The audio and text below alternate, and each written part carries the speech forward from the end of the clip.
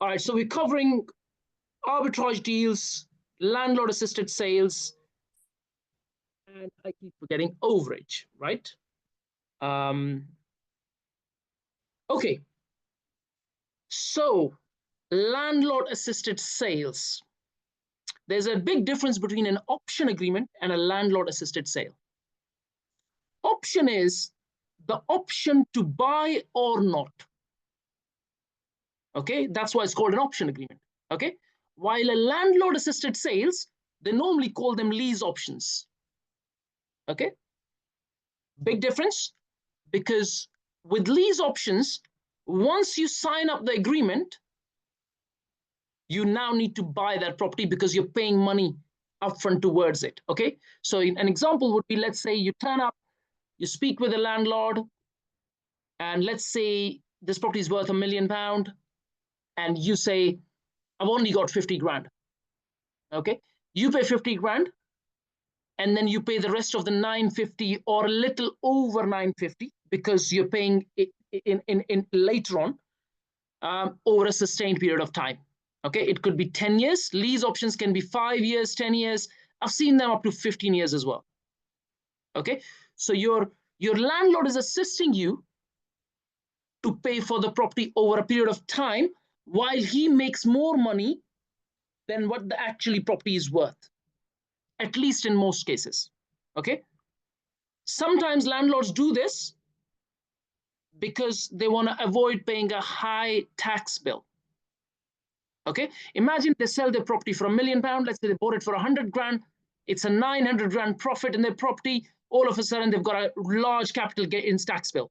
Raise your hand if you know where I'm going with this. Okay, just to save taxes, capital gains tax. Okay, that's all it is. Okay, or they want to fetch more price than the actual market value, or they have a higher mortgage than what the market value is. So they have no choice but to sell it on the basis of option just to be able to pay the mortgage. Does that make sense? Okay, those are landlord-assisted sales. It's what the actual word says, landlord-assisted. Now, it can be, you could pay only 1% day one, you could pay 5%, you could pay 10%, you could pay whatever the amount of money you might have, but the rest of the money is paid over a period of time. It's as simple as that. Okay, but it's a purchase. So once you sign a lease option, then you have to purchase that property. There is no option to just leave the property. Does that make sense? Okay, while an option agreement is an option, at the end of the term, you could actually take an exit without exercising the option. Okay, we are always inclined towards option agreements because we shouldn't have to buy a property if we don't want to. Does that make sense? Okay, I can tell you, of the 100 landlords you speak with, about 97, 98% of them would not know nothing about either option agreement or lease options. They wouldn't know. You have to present it with your knowledge, and so they understand, and they understand the benefits of it for themselves as well, including tax savings. Does that make sense? Okay, because that's a major benefit. Basil, you have a question? Sorry, Jack. It's just a difference between option and lease option. Lease option. Yeah, I've just got confused slightly. If you can just clarify that again, if you don't mind. Okay. So an option agreement is an option. Okay. So you might just pay £1 for it day one, and then let's say it's a 12 or 24 months option. But even after 12 or 24 months, you don't have the obligation to buy. While with the lease option, I think it's a wrong wording. They call it lease option. It's just a lease. What it is that you now have the obligation to buy. Okay. Yes, you can still structure a lease in an option way, but the problem is that day one, you still have to pay something. It's not going to be £1. Right. Okay. So once you pay something, let's say you pay even 2% or 5%, that's still substantial money. And so if you now don't exercise that lease, that you end up losing that money. Does that make sense? Okay. Yeah. Okay. Okay. There are strange terminologies in property. They call it off-market properties. I don't like that terminology, because if it was off-market, then why would someone have it in their hand to show it to you? Okay. Sure. Okay. It's just strange terminology people use. Okay. It's not Yeah. off-market. It's more like exclusive to you. Yeah. That's a better terminology. Okay. But Jack, the option agreement, I mean, because we have we don't have an obligation to buy. So, I mean, which seller would want that? Because they don't have the assurance, isn't it? At the You're end of the paying day. them more. You're eventually going to pay them more than what they are asking for. That's their biggest advantage. Okay. Remember, this is how it works. Okay. Let's say someone 50, 55, 60 years old. Okay. And they're looking to hopefully at some point downsize. Okay. That was the exact case in our case, right? One of the options that we signed, right? They wanted to downsize. We signed the option agreement at £1. It gave them 2 years to look for the property that they want.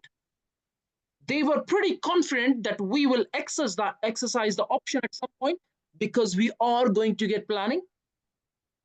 Does that make sense? Mm. And then we actually did not even exercise the option. We sold the option to someone else. He exercised the option. Does that make sense? It gives them the window to be able to go and find the right place for them. Okay. And then they get more money than the market value. Right. Okay. So why won't they exercise lease agreement on that situation? It doesn't. No, so it's not about them exercising lease. It's about you, not the right fit. Because if you use the lease, then you have to pay money, upfront money at the start. Okay. In lease options, I have still seen where people have only paid £1, but you still have to pay monthly. While in option, you don't have to pay anything monthly. No. Does that make sense? Yeah. Yeah. That's your landlord-assisted sale. Now, landlord-assisted sale can be as simple as someone doesn't want to pay capital gains tax. They hand you their property. You pay them, let's say, 20 grand, 10 grand, whatever it is that you agree with them. And then you pay over a period of 5, 10 years. Okay. And while you prepare yourself to pull out money from savings, or you get a mortgage or whatever. Yeah, go ahead. No, Jack, because assisted sales, my understanding was where you assisting a kind of seller to sell it, maybe just put a couple of grand to refurb, or bringing up a nice, take photos, a good description. I know compared to estate agent, you can do a better job. That's how you make money. It's not like we are buying it, is it? So the term landlord-assisted sale, I'm not talking about you as a sourcer or an agent. I'm talking about you as a buyer and someone else as a seller. Does that make sense? Okay, yeah. Okay. So landlord assisted means landlord is assisting you to buy that property. Does that make sense? Okay, we are buying. Okay, we're not assisting Yes. to sell it off. No, okay, that is comes under the sales as well, or It does. Yes, it does. okay, that's a So different. it's landlord assisted, as in landlord is assisting you to buy that property. Oh, So you don't pay all the money upfront. You pay it over a period of time. Sure. Okay. Anyone else has any questions? Otherwise, I'm going to move on to the next one. Okay. Now, the main one is overage, which I will cover.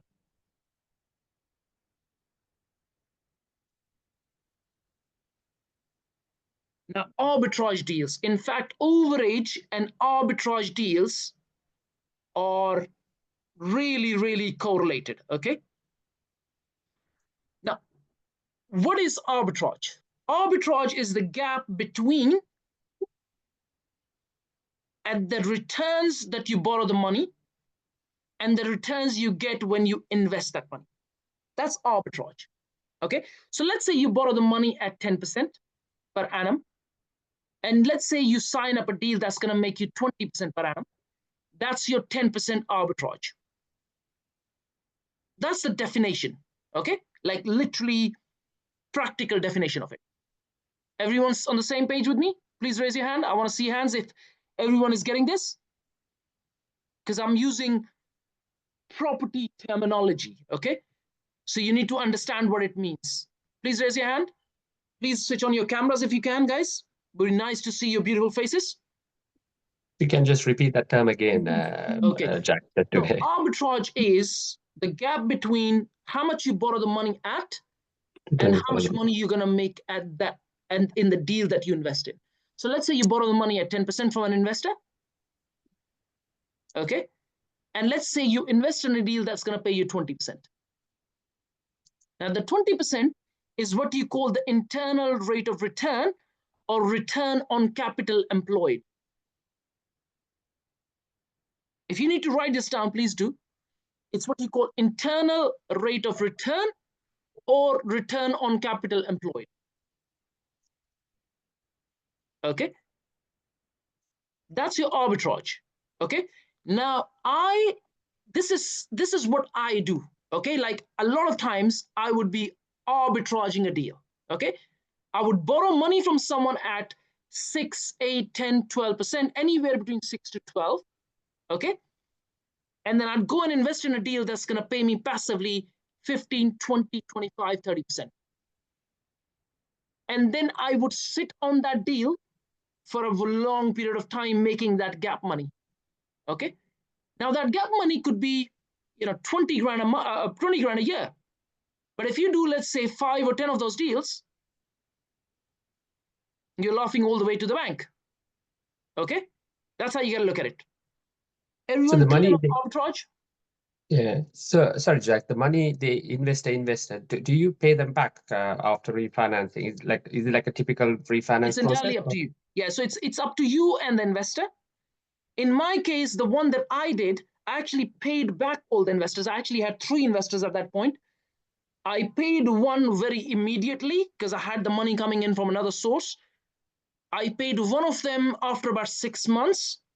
And then I still have to pay another one, which is at 6%. So I'm cool. It's not very expensive money. Okay. So it all depends on your relationship with the investor. Do they want to leave the money for the longer term? Like this one that I'm saying I'm yet to pay because this investor wants to stay longer term. Another investor was more like a medium term. And the first one that I said I paid immediately was only a 12 months agreement. Okay. And I paid her back in 6 months. So she was fine with it. Okay. So it all depends on how and what kind of relationship you have. What does the investor want? Remember, when you initially raise that money from your initial grow model questioning, you would know how long they want to invest it for. They might only say 6 months. I had someone approach me, I think 3 or 4 months ago, saying, I have about 400 grand for 8 months. I said, I can't do anything with it. Because 8 months is not a long enough period. At least minimum is 12 months. Okay. What if I take your money, 8 months later, you come back and say, give me 400 grand. I don't have the money to cash it out. So I actually refused him. Okay. So it's about your relationship with the investor and knowing how long do they want to invest it for. So it's not stake in the deal or anything. It's just always return. No. It's just pure returns. Yes. Yeah. You could give them a stake. Okay. But then they become your partners. Okay. It still is an arbitrage deal if they become your partners, but you still have to be careful because partnership is another level, right? You have to maintain that expectation. And if things go south, then all of a sudden the deal can be in trouble. Yeah. Okay. So it's being cautious about bringing a partner on board. I've had some difficult experiences in my life. So I'm very, very cautious when I bring a partner on board. Okay. I am triple checking everything. And it is always under a limited company and it is always project based. So if things were to not work out, that we can quickly come out of it. Okay. So that we're not stuck in it. Okay. Sure. Okay. Good stuff. So that's your, like I said, arbitrage is very, very easy. When you look at most companies, they are working on arbitrage. Okay. So when you look at someone, I've raised, £500,000 or £1 million or £2 million, it really is arbitrage. Okay. Either they're giving equity in the company or they're giving shares in the company or they're giving a percentage of the profits in a property deal.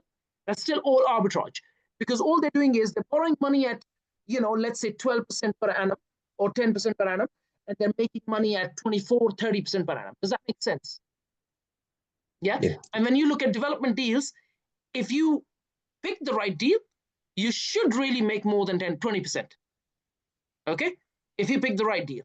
So if you borrow at 10% and you're making 20%, then you're making 10% at any given time, besides the money that you will invest yourself, because on your money, you'll make 20%. Okay? So for example, I won't invest in a development deal unless I'm making 25%. Now that's 25% on the deal, on the GDP. When you look at the return on capital employed, it's normally in the region of 40 to 50%.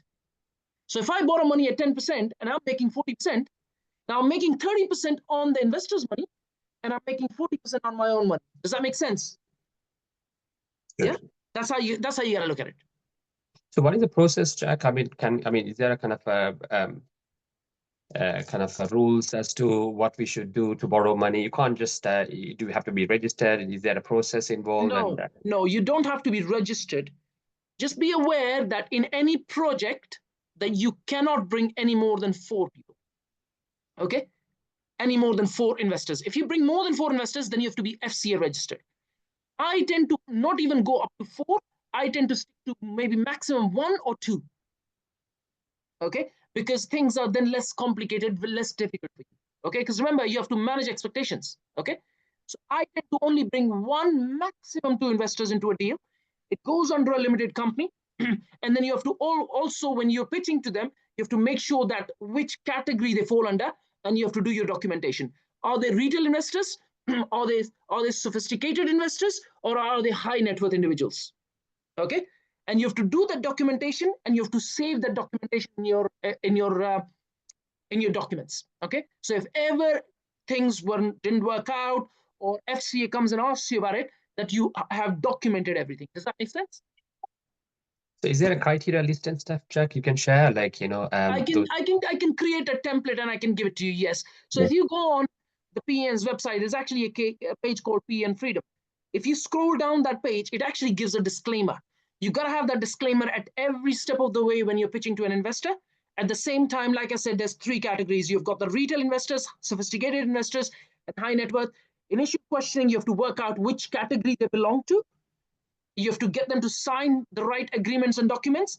And at the same time, you have to keep that documentation. My understanding is about 10 years. Okay. Okay. Huh. Okay. Okay. But yeah, by all means, ask me for a template. I'll prepare it for you. It'll probably take me no more than 5 minutes. Okay. One more question, Jack. In your experience, getting investors on board, how much time it took, and was it easy to work with? Just like, obviously we are Nothing's easy. just a credibility wise, obviously we haven't built that, so I don't know how hard it's going to be for us to. Okay. Let me answer that question in a different way. In the process of the property business, the easiest step is raising money, even though it's not easy. Now, what I mean to say is, if you have the right deal, or when you have the right deal in front of you that stacks well, 25% net profit on the GDV, raising money becomes easier. It's not easy, it just becomes slightly easier. Does that make sense? Okay, so I'll give you an example. Last time when I raised money was a couple of years ago. In fact, yeah, precisely two and a half years ago, I think. I raised money from 4 people for different projects. And it took me, I think, about 30 pitches before I raised from 4. Okay. So roughly about shy of 30 pitches it was. Okay. So no, it's not easy. But like I said, it becomes a lot easier, as in the easiest step in the journey, when you have the right deal in front of you. Because look, yes, people invest in people, so you still have to build your trust and your credibility. And unless they don't trust you, they're not going to invest with you.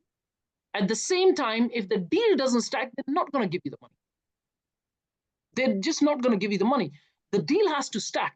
They should be able to see, with enough contingency in place, that it still is a profitable deal. Does that make sense? Okay. And I can tell you that if you are looking online for deals, none of those deals stack. None. You'd be lucky if you find 1 in 1,000. You want to waste your time? Be my guest. Okay? Stop looking online. You need to dig into your sheet. That's where the profits are. It's only direct to vendor deals that are really profitable. Okay, good stuff. Now, that was arbitrage deals. Now, remember, arbitrage, like I said, works on very, very high level. So when you look at people, raising 100 million and they go and do a deal worth, 500 million, that's all arbitrage. That's leverage. Does that make sense? Okay. None of the, sorry, bad throat. None of the bigger boys that you see, you see a high rise going up 200 flats or whatever. None of that is all their own money. In most cases, it's leveraged money, it's arbitrage that's being used at the back. Does that make sense? Okay. It's not one person bringing in, 300 million and a billion. Yes, go ahead, Baisal. I don't know. I was agreeing to the question. Okay, you're asking good questions, guys. That's okay. All right. So that's your arbitrage and leverage. Okay, I'm gonna get to overage unless you have more questions. Anyone has any more questions? Grace, do you have any questions?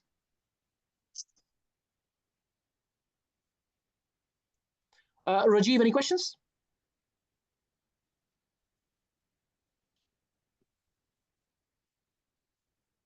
I'm good, Jack. I'm good. I literally recently, when you said about the high net worth retail investors and sophisticated, it's a good area. I've actually found those agreements. I've got those agreements in place already. So share them in the group. As and when I get time as well, I can share a few documents as well. So yeah, brilliant. I'll share them. Brilliant. So remember, guys, just because Rajiv or me are sharing templates, legal documents, you never ever copy paste. You need to speak with your solicitor and you get your own one done. Never copy paste, because if you do and you get in trouble, please do not come back to us. Okay, these are legal documents and they need to be prepared according to your company and according to the way you structure your deal. Okay, does that make sense? Raise your hand. Yep. Okay, you can, those templates that we share, they're just for your guidance, not for you to go and copy paste. Okay. Now, overage. I think overage is by far the most potent tool, okay, that people use to negotiate deals. Okay. Now, let me get to the practical definition. Okay, I've never read the definition of overage. Okay, but here is how it works. Okay. In fact, let me give you an example on a deal that we did. Okay. So a deal came to us. It was a 6-bed HMO in Greater London. It came to us. It was a tired landlord, 72 years old, squatters in the property really, really in bad shape. It came to us at 240 grand. The seller happy to pay a seller's fee as well, 2%, which was £4,800 at 240,000 pounds. We took that deal to an investor. Okay, I was busy with other things, so I couldn't do that deal. We took this to an investor, in fact, a close friend of mine. And I said, look, this deal has come through. Do you want to go and have a look at the deal? He went in. I said, I can sell you this deal at 260. So we kept a £20,000 overage from the buyer side, and that we still had 2% that we were getting from the seller side. This deal was sold at 260. We made 20 grand on the overage from the buyer, and we still got a commission from the seller at 2%. So we made £24,800 on that deal. Raise your hand. That's a very small example for you. Raise your hand if you know what I mean. Okay. Now on that deal, the buyer ended up spending 40 grand. So the cost to him was 260 plus 40 plus stamp duty and legals. The property is now worth £600,000. Okay. Do you think this guy will come back and buy another deal from me? 100%. 100%. Okay. That's a very, very small example of overage. Okay. Let me give you another one. In fact, let me share with you how some of these deals get structured. Okay. The reason I tend to see a lot of these deals is because I'm a finance broker. Okay. So I tend to see a lot of this stuff behind the scene, and which most people unfortunately cannot see. Okay. overage wise, let's say you go and speak with the landlord of a really large detached house, and you, let's say, agree an option of 2 million. Let's say you agree an option of 2 million. Hi, Nav. Okay. Let's say you say, go and agree an option at 2 million. But you tell the guy that if I achieve the GDV of, let's say, 10 million, okay, 2 million purchase price, let's say the build cost is another 4 million, the total cost is 6 million, let's say another a million into the finance and professional fees, 7 million, the GDV is 10 million. Now you turn up to the guy and say, I'm going to achieve a 10 million GDV, okay, but I will give you 2 million when we exercise the option. That's the market value of the property. But we'll give you another 250,000, okay? That's another 12% or 12.5% on top of the market value of your property when we take an exit. That £250,000 is overage. Does that make sense? That's your biggest negotiation tool. Because if the market value is 2 million, why would he give you for 2 million an option, the money that he's not going to see immediately? Your overage comes into the picture. The guy not just gets his 2 million, the market value. Remember, properties of bigger size don't tend to achieve market value. They normally get about 4 or 5% less, sometimes less than that. So this guy already knows in his head, I'm going to get 1.9. Now this guy is offering me 2.25, which means I'm going to make 350 grand more. These stats are available online. So if you check, properties being sold over £1 million, they tend to achieve anywhere between 3 to 5% less than the market value. Okay. So if they get 5% less on a 2 million, that's 100 grand. You go and tell the guy, I'm going to give you another 250,000. That's 350 grand over and above that what he can achieve. Okay. That's his overage. Raise your hand if you have clarity on what is overage and how does it work.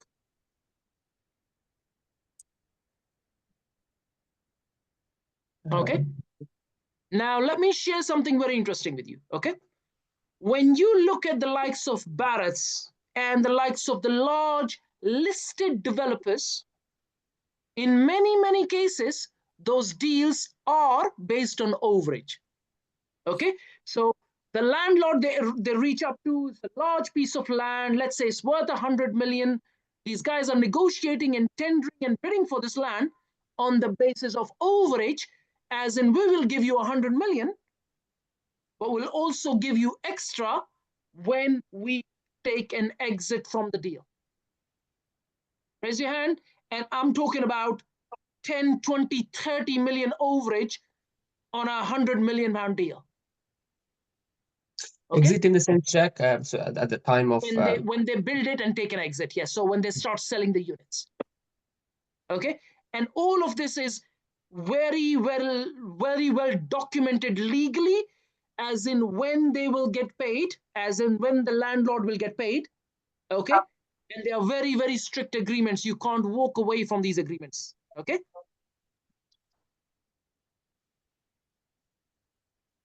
That's at a larger scale. Okay. Also, while this is happening, I'm going to share with you a couple of instances where I've actually structured the deals in a very creative way. Okay, these are my deals. Okay, I'm going to share with you one. Okay, so one of the deals that I did, I think I've shared this a few times, where we bought this hotel at a 220 grand. I paid 220. I brought in another investor. I sold him the deal for 250. The 30 grand was in the form of the 30 grand that the sourcing fee that I got was in the form of shares, as in company shares. Does that make sense? Okay. So purchase price 220. The split of 50-50 is 110. Yes. 30 grand is the sourcing fee. So he pays the 30 grand in the sourcing fee. I only pay 80 grand. Does that make sense? and I get 50% of the deal. Does that make sense? Raise your hand. Okay, so I only paid 80 grand to get 50% shares on a deal that's 220 grand. So the cost to the other investor was 250 grand. Does that make sense? Okay, I'm structuring another one as we speak, where the purchase price is 535. I've put 15,000 pound sourcing fee. It's making the deal for the other investor at 550. For me, it actually becomes 520. Does that make sense? This is another deal that I'm structuring as we speak. Okay. So I get 50% of the shares at 520, while he gets 50% of the shares at 550, just because I have sourced the deal. Does that make sense? Okay. So these are creative ways to make smaller chunks of profits as and when you're learning the game of how to find your own deals. Okay. And you may not see the benefits of these smaller deals or smaller chunks of profits immediately, but when you look at them over a period of 5 and 10 years, they become quite substantial. Does that make sense? Okay. Everyone clear on landlord-assisted sales, arbitrage, and overage? Like I said, overage is literally the most potent tool in the negotiation toolkit. Okay, because when you're speaking with landlords and you're looking at properties in and around London, you know, most of these semis and detached are worth $1 million or plus, and they are not going to get that $1 million market value. They're likely going to get 950. And you turn up and say, obviously, after doing your due diligence, I can pay you 1.1. All of a sudden, the guy is thinking, I can get 150 grand more. Okay? And that's your negotiation tool. That's called overage. Okay? Okay? Now, from what I've shared so far in this session, a deal can be structured in any way that you like or can creatively think, as long as you can put it on paper in a tight agreement and get that agreement registered on the property. Remember, an agreement that's not registered on the property means nothing. Write this down. When you sign an option agreement, okay, or you sign some sort of lease, okay, unless it's registered on the property title, it doesn't mean anything at all, because the landlord can just find a million ways to walk away from it. But once it's registered on the title, they can't just walk away from it. Likewise, when you look at a commercial lease only gets registered on the title when it's 7 or more years. If it's less than 7 years, it doesn't get registered on the title. Okay? Yes, Faisal. Jack, so basically an option agreement, because it's already an option, you know, where there's no obligation, plus you're asking a vendor to register the title. I mean, the vendor, they Why would just would they do it? Yeah, why would they do it? Because they're getting more money. Faisal, they're getting more money. But still, you could walk away as well, isn't it? It's just No, it gets registered. No, you mean to say, sorry, repeat your question, please. no, with regard to option agreement, there's no obligation to buy, right? No, it's no obligation for you to buy. Yeah, for me to buy. But Yeah. so you're asking that time to. So option agreement means you're signing an agreement which is registered on the title. Okay, that means the landlord cannot sell for as long as that option agreement is. At a specific time, okay. Yes, and they can't sell it. So if you, let's say you go and apply for planning and you get the planning uplift, and if your option is not registered on the title, the day you get planning, the landlord can say, you can F off, and I'm going to go and sell my property with the planning uplift. Yes. Okay, and the reason they will give you, the main reason, is because you are going to give them more money. Right. Okay, remember, £1 million properties, statistically proven or more, sell it for less than the market value, at least anywhere between 3 to 5%. In some cases, a lot lower than that. Okay, so they know they're not going to sell a property easily. Okay, while you go in and say, I can pay you more than the market value. Does that make sense? So these are deals which is not easily, somebody has to unlock it, who has see through the deals in a different. Yeah, so that's what we do, right? We come into the picture, we appraise the deal, we make sure that we can get planning, and that's when we sign the option agreement. See, there's a gap between you agreeing a deal and signing, right? The legal documentation takes about a month. It gives you that month to keep doing your appraisal, as in appraisal from level 1 to 1.5 to 2 to level 3 appraisal, giving you enough confidence at the end of it that you would be able to get planning. So you get that time. Does that make sense? And if, let's say, a month later, you've started the legals, you've paid your your solicitor £1,000 to get started. A month later, you come across a hurdle, you think, I'm not going to get planning, you can just pull out. And even when you do sign the option, you still have the option to not exercise that option and walk away from it. Exactly the reason is called an option agreement. Right. Okay. Does that make sense? So Okay. these planning gain deals comes under this, is it, Jack? Yes, all of the leads we are working on. It needs to be an option agreement, yes. Okay. At times, if they are not prepared to give you an option agreement, you can talk about landlord-assisted, as long as you're confident. So you can say, well, you know what, I'll pay you 5% today, as in after exchanging, and then I'll pay you the rest of the money 12 months later or 24 months later. Does that make sense? So it's £1 million deal, you pay 50 grand or 100 grand, and then after that, you pay that money 12 or 24 months later. Now, that's not an option agreement. That's a deal that you've done. You're now obliged to complete. Does that make sense? But you only get into a deal when you're, well, 100% confident. Okay. So that you basically exchange and delay complete. Exactly. Yeah. So it's landlord assisted, delayed completion, whatever you want to call it, doesn't really matter. The way it works is, I'll give you an example. I was going past this deal. Someone had bought this deal for £1 million. Okay. A really large bungalow and a really rundown bungalow. Okay. Likely it was a probate sale, or some elderly guy wanted to downsize or whatever. The guys who bought it were builders, right? They are gonna, they literally, as I speak, I would not be surprised that they've already started the work. They're gonna go and put in about $500,000 into the deal. The property would be worth probably 2.2, 2.3 million.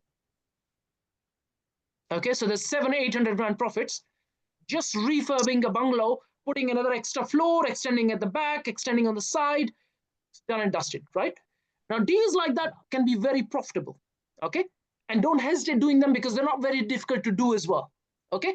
But at the same time, you need to be confident in the figures, as in, I'm going to pay, let's say 100, I'm going to put in refurb worth 500, and they'll be worth at least 2.5, whatever million it might be. Does that make sense? Yeah? So deals like that are very, very, there's loads of deals out there. So when you look at your sheet and it says, airspace above houses, okay, that's the kind of deals you're looking at. So what it normally is either a bungalow, or it is a smaller property on a much larger plot that you can extend top, back, sides, and all of a sudden you can double the value. Does that make sense? Okay, and that's a very good strategy, because they're, like I said, they're not very difficult to do either. You're not building from scratch. Building from scratch requires a lot more. But when you're only refurbing a deal, extending, so on and so forth, it's a lot more easier. Not easy, easier. Okay? None of this stuff is easy. Okay? I did one of these deals in Slough. I took a rundown property. I got a day one, I got a £45,000 below market value. I ended up spending 85 grand on it. I did equity worth or value worth 120 grand. So I invested 85 grand in refurb, and value added was 120 grand. Okay? So and they're not, like I said, they're not very difficult to do. It took me 3 months to find the property.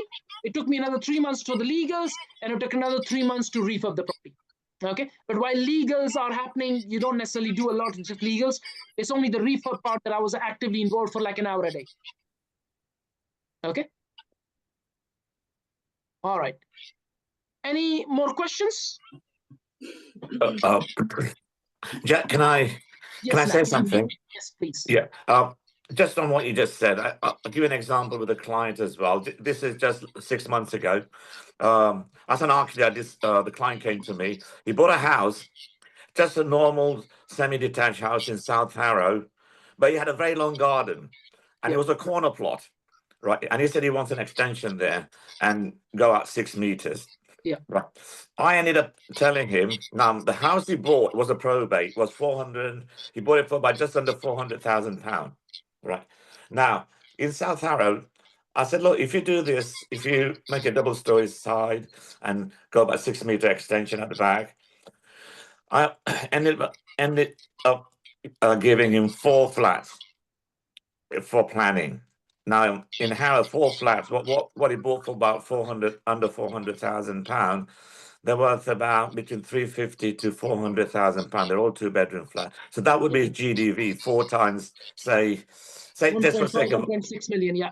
Exactly. So this is where I come. This is what I want to do for myself. Yeah. They're not very difficult deals now. No. And they're all over the place. If you dig into your sheet, you'll find loads of them. Okay, I've started, Jack. I'm just saying to the guys, it's normal semi, you can make more money on it. Yeah, like I said, there's loads of these deals on your sheets, guys. Yeah, you know, semi-detached, detached houses, and it will say in the description, airspace above houses, which means that these they have the potential to go up a floor or extend at the back or on the sides, and in some cases even go into multiple flats. Okay. Yeah, absolutely. So dig into your shield, you'll find loads of these. Okay. Okay. Anara, any questions? Yes, I already shortly spoke to you about this because we have this list of developments, and from my opinion, it's better to check planning straight away and go for that buildings in the list which have planning opportunities. But you told you have to just jump to owner and speak to him, and while you are speaking to him, as you explained, you find out about planning.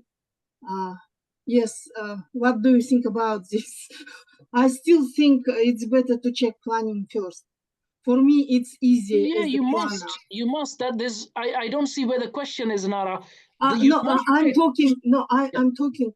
First of all, I have to check planning if it is suitable for development. Yes, you must do that. You must do that. Yeah, you must do that. And then only then you contact. That is right. Yeah, you can't. No point contacting the landlord if you've not done your fact packet appraisal, as in your basic understanding of the deal. No point approaching them. Yeah. Okay. Yeah. You need to understand. But that's why we do the shadow days. You can look at a deal and you can tell right standing outside, what is the potential. No, but it's you can see outside, but still you have to check. You still need to do it online, of course. Documents. Yes, of course. That's obvious. Yes. Start to speak to negotiate to landlord. Yes. Okay. Yes. Basil, any questions? No, Jack. No. Just quickly, the HMO you mentioned, Jack. Where you kind of made profit on kind of an overage. That was in Romford. Yeah. No, I was thinking, Jack. I mean, so seller, if they know the potential, they could sell it for more. Obviously, the issue seems to be, I mean, not everybody would want to take it. I mean, why do they have to sell it to that price, Jack? Because it was a 72-year-old man dealing with a squatter in the property. If you were 72 years old, and if you had a squatter in your property, would you go to your property? No. You'd probably risk your life, right? Mm. And who would go and buy that property? Someone who can get rid of that squatter. Yes, no? That's where the profits are. That's where the profits are. You got to remember, you're not going to get a deal unless someone else is finding something challenging that they can't do and that you can come into the picture and do it for them. Okay, now either it is a elderly person and doesn't know anything about property or planning, either it is an elderly person that wants to downsize, either it is an ill person who doesn't know what to do, either someone dealing with a tenant that they can't evict. I had someone approach me, a 65-year-old lady, arrears because someone has taken a room in a HMO, and he's not neither paying for the past 24 months nor leaving, and he doesn't even let other tenants stay there as well. Okay, so she is now in arrears. She came to me. I'm trying to help her while I'm making money as well. Okay, now this is I think it's an 8-bedroom HMO in North London. Okay, she's not prepared to sell. If she was prepared to sell, I'd probably say 20% discount, and I'll take it from you, and I'll take the trouble, evict the tenant, and be able to go and sell it on the market value. Does that make sense? You need to understand where someone has a challenge and how you can go in and solve that challenge for them. Does that make sense? Yeah.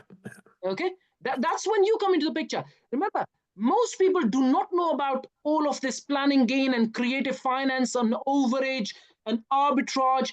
People have absolutely no clue, Baisal, by a million miles. Okay, I'm a qualified financial advisor, and not just that, but I'm very, very creative with my finance deals.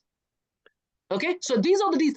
A lot of these deals that I'm sharing with you, I've done them myself, either for myself or for my clients. Okay, and so your mind needs to start working on where is the challenge and how can I bring that value. Does that make sense? Yeah. That's how you got to look at it. Okay, and in most cases, here is a list of reasons why people will give you their property. Either they're elderly, they're ill, and the biggest one, they're going through a divorce. Yeah. Okay, either they're ill themselves or someone else in the family is ill that they have to look after. Either they're going through a divorce or they're just becoming elderly and just cannot manage anything anymore. Does that make sense? Yeah. Okay, and believe me, this is in every person's life. Like, you would come across these situations all the time. I was in that situation 2 years ago, Baisal. Are you with me? Okay, so you're going to come across these situations all the time. When you come across companies like We Buy Any House, we buy houses in Liverpool, and we buy houses in Manchester, these are the same companies targeting the same people who are in trouble. Someone who's lost their job and can't pay a mortgage. Okay, they're about to lose their home. You go in and say, you know what, let's say the property is worth $1 million.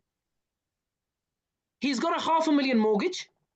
Okay, he's lost his job, can't pay the $500,000 mortgage anymore, right? You go in and you say, you know what, I'll pay you 800,000. Okay, you pay off his $500,000, you pay him 300, he is happy, you've got yourself £200,000 profits. Okay, I had one of the members, that's his strategy. That's all he does. He makes over £1 million in profits every year just by buying properties from people who are in trouble. Okay, so it's not about that strategy. It's about understanding where you can bring value. And that value comes, in our case, in terms of planning gain. That's where you need to focus. That's where the bigger chunk of money is. Okay, yes, you will come across these smaller deals and you'll make sourcing fee here and there. That shouldn't be your focus. Okay, but if you come across a deal and you can structure it in a way where you're going to make more profits, that's how you got to structure it. Are you with me? Yeah. Jack, just wondering, with regard to, you mentioned about the motivated people and obviously finding the problem they're facing. Do you have kind of structure how you kind of approach, in the sense, like, it would be nice if you have a session on that, maybe. I will do that. Yeah. So I will do the next session. I will do the next session as in motivated sellers approach. Just give me 1 sec. Yeah, that'll be great. Motivated motivated sellers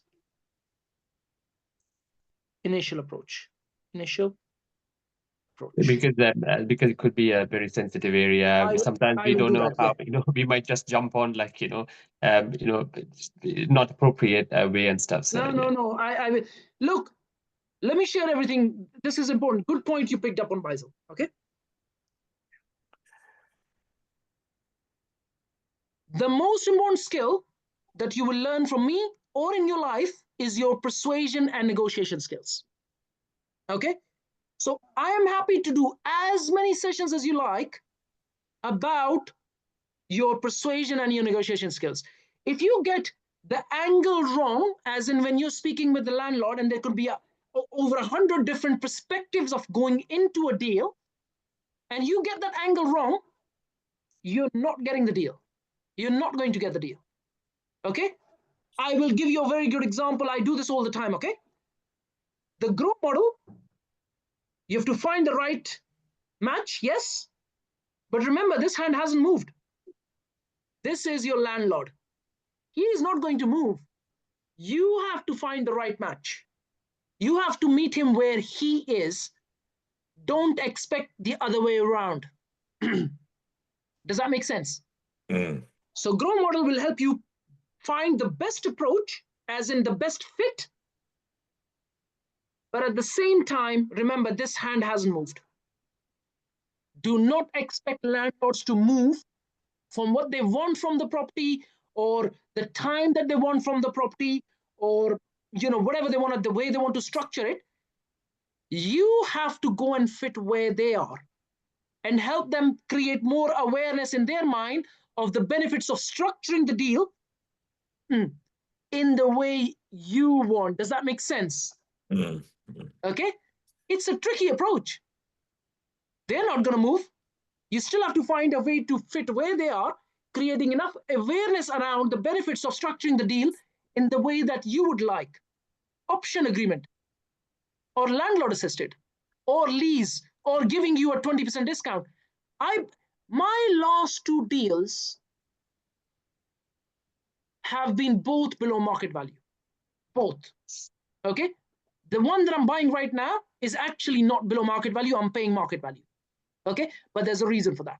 Because we have money sitting around. It's a good, decent deal in terms of the return on investment. So we are happy to pay. Okay? So you always want to look for that discount. Yes, Punit, go ahead. No, sorry. That's okay. Okay. All right. Any more questions, Faisal? You're asking great questions, Faisal. Oh, thanks. Okay. Yeah, I mean, that's the main thing, Jack. First of all, find the motivated, sellers and how to kind of deal with them. Because once you've put a lot of effort in finding, and if you just mess it up at the first conversation or something, then that's going to be a waste of time. So, yeah. Yes. So I tend to, first of all, not use words like have to. Because if you have to, then that means you're not enjoying what you do. Say, I want to. Okay. I want to. Yeah, absolutely. Okay. Yeah. Okay. And you're right. But remember, you're not looking for motivated sellers, Faisal. When you look at your sheet, our strategy is not necessarily motivated sellers. Our strategy is to approach these landlords, help them, that we can help them reach full potential of their property and sign an option agreement. These are not motivated sellers.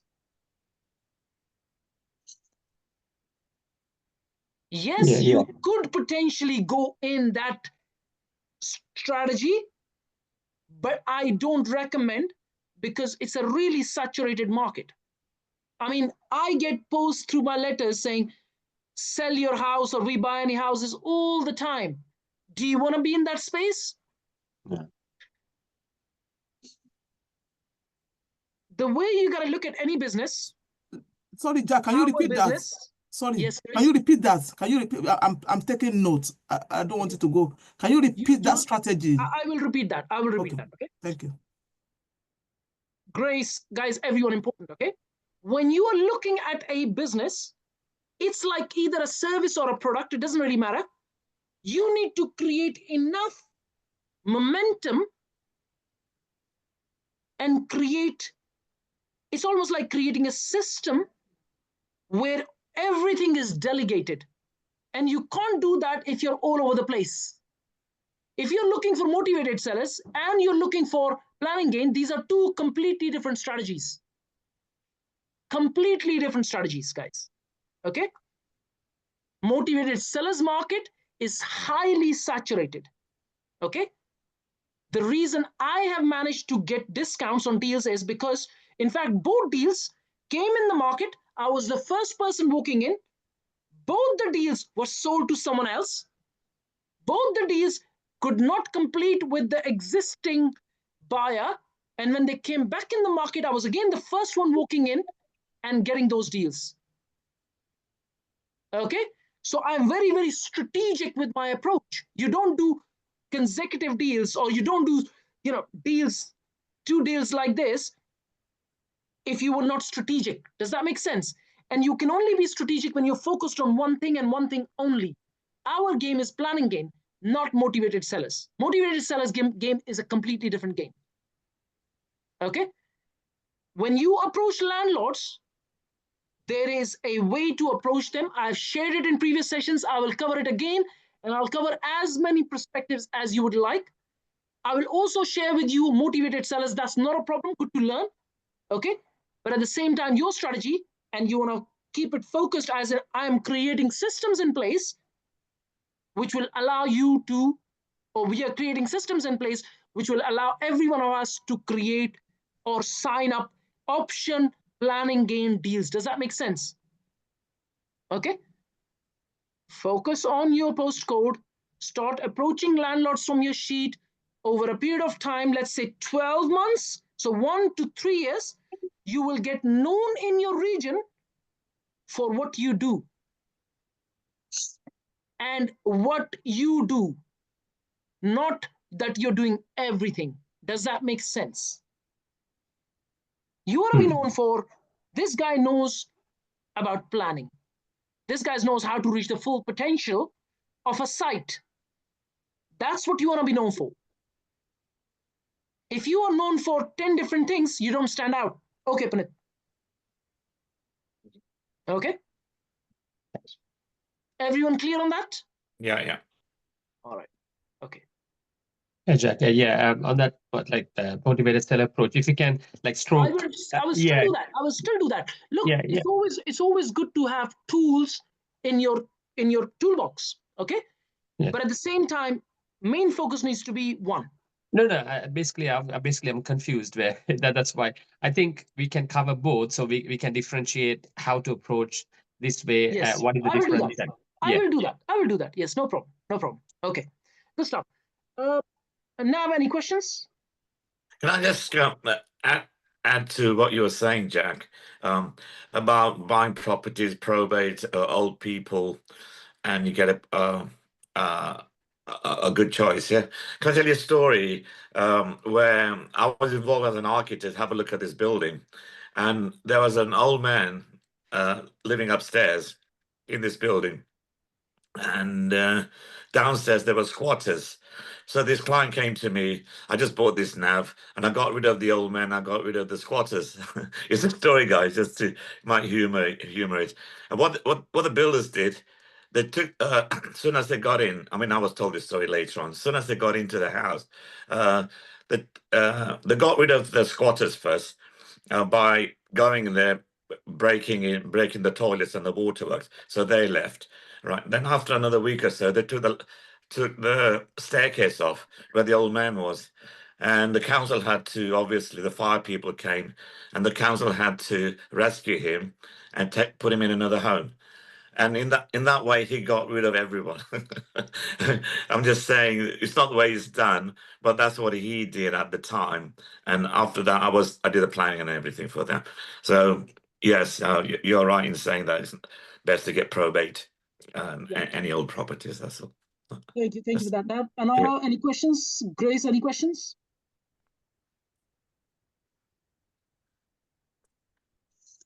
Grace, you were asking, are you clear on that?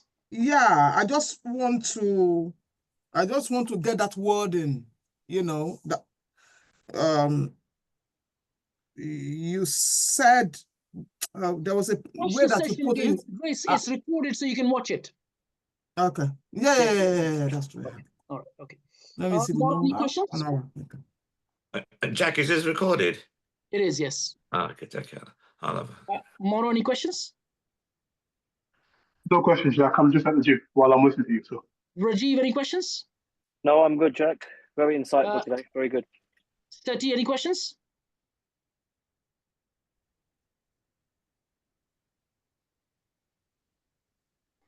Right. That is. Thank you. Any Very questions? insightful.